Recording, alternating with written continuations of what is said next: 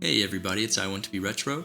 Today we're going to take a look at running your own self-hosted GitHub alternative with Gitea in Docker. To get started, log into the device where we're going to install Docker. We'll use apt-install to install a few prerequisite packages required to get Docker installed. Then we'll add the Docker GPG key in apt repository.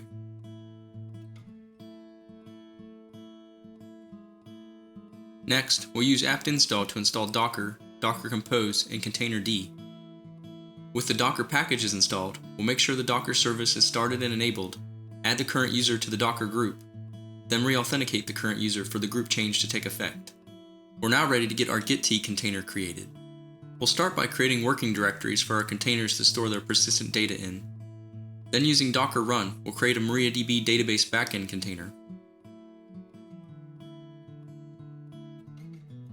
And finally, we'll use Docker run to create a Gitea container.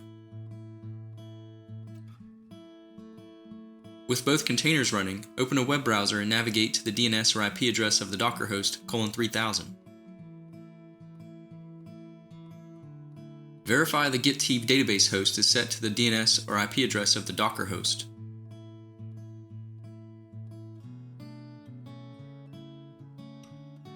Then scroll down and update the SSH server domain to be the DNS or IP address of the Docker host, as well as the Gitea base URL. Scroll to the bottom of the page and click the Install Gitea button.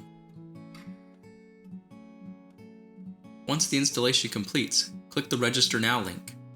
Register a new user account by entering a username, email address, and password, then click the Register Account button.